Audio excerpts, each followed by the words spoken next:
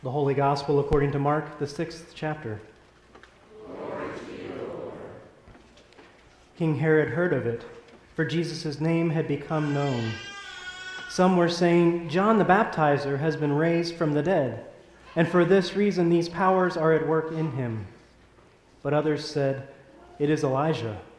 And others said, "It is a prophet, like one of the prophets of old." But when Herod heard of it, he said, "John, whom I beheaded, has been raised."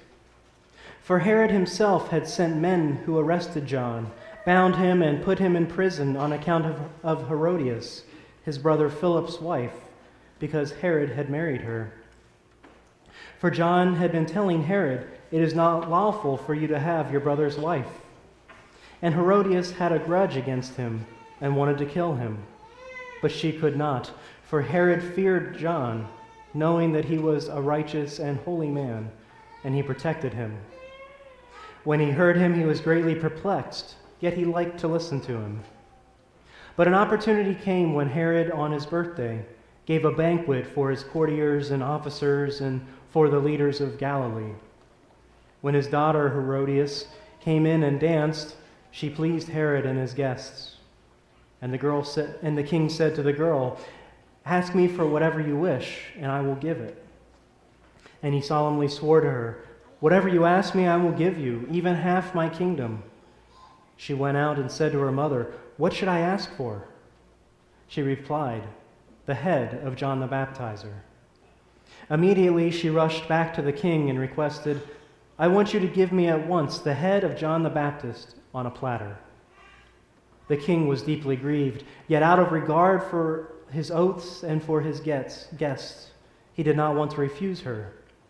Immediately the king sent a soldier of the guard with orders to bring John's head.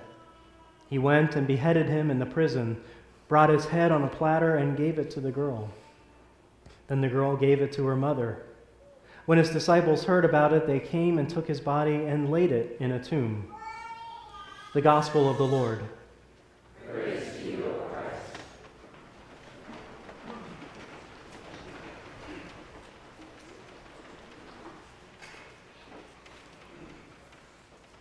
So, how do we make space for God? That's the question we dove into last week, and the question we'll continue to look at through these weeks of July. In the midst of our stuff, in the midst of our calendars, in the midst of our busyness, in the midst of surviving day to day, how do we make space to realize God's presence and God's calling in our lives? Because, like I said last week, we're not making space to allow God into our lives. God is already there. It's making the space to become aware of that presence and seeing the Spirit at work. Last week we heard the call from Jesus to go out and spread the mission of God, but nothing but the clothes on our back and our walking sticks for the journey. Oh, and our names as children of God. It was the reminder that we'll always have plenty of stuff that gets in our way of living life fully, but even despite that, Jesus calls us just as we are. No extra stuff is necessary. So this week we ask a similar question. How do we make space for God in the midst of our struggles for power or money? How do we make space when the ways of the world are so different from the ways of God's kingdom?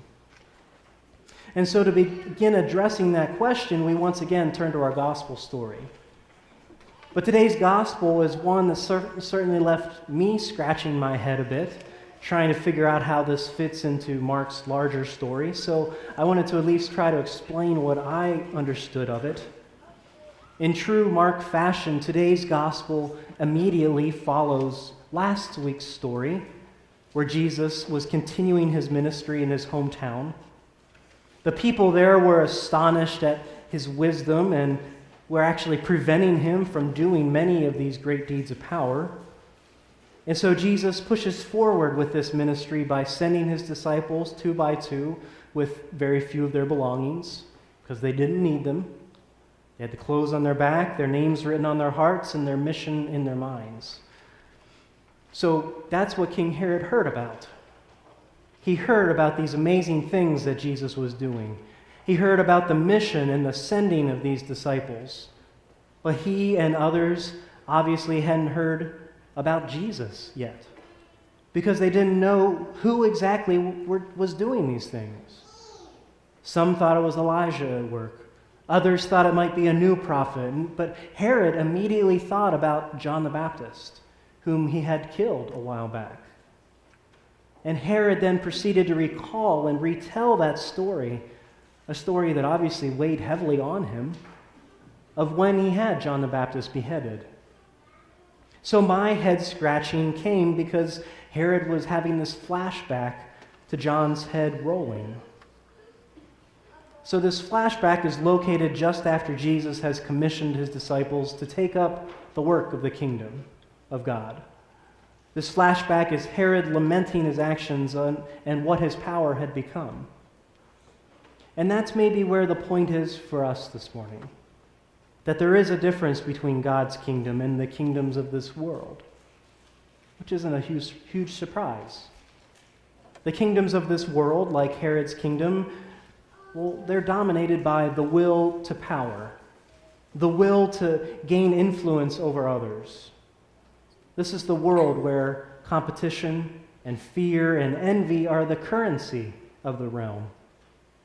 I mean, we'd like to think that this kind of power struggle is just relegated to late-night TV dramas or relegated to reality TV, but it's become the main feature of our evening news, where we have paraded before us the triumphs and the tragedies of the day, as if they're simply givens, as if there's no other way of being in this world and relating to each other. You know, again, the world is good at sharing and promoting this message. I've had a lot of practice. Just like I said last week, where we have those advertisements that we're bombarded with each and every day, trying to convince us of how unsatisfied and unfulfilled we are with the stuff that we have or don't have. We are reminded this week that we're constantly being told of our need to be successful so that we can win. I mean, just this past week, I spoke with a financial planner who told me how many millions of dollars that I need to earn and save for retirement so that I can be comfortable, which basically told me that I'm never going to retire, or I'm never going to be comfortable, or I'll never be satisfied, making me feel like I need to think about this and work on this every day of my working life until I've achieved what it seems like this unachievable goal. And if I don't worry about it and if I don't achieve it, well, then I've failed. Which raises the question, how then do we win? And what is winning? Is winning achieving the most power possible? Because it always appears like the ones in this world who have the most power and are the most powerful have achieved it by compromising their values and keeping down other people. We heard for King Herod that it was making promises that he actually had to go through with, even when they troubled him to the core. I mean, it said Herod believed that John was a righteous and holy man, but in order not to lose the power he'd obtained, he went ahead and had him beheaded anyway. I mean, Herod was in it to win it. And so that story stands, as Mark shows us, in stark contrast with Jesus' and his disciples' mission. In the world's kingdom, we've been taught that money and power allow us to win. In God's kingdom, if we have to use that same language, we're called to lose in order to win. I mean, is winning even possible in this world? I mean, the world isn't a defined competition like the World Cup is, where after certain events and a certain time frame, there is a winner produced. When it comes to the world, I ask, when have you ever seen someone who's satisfied with the amount of power that they've obtained? When have you seen someone or seen a business or an enterprise be satisfied with the amount of money or wealth that they've accumulated, and then they say, that's plenty for me? I haven't seen it very often.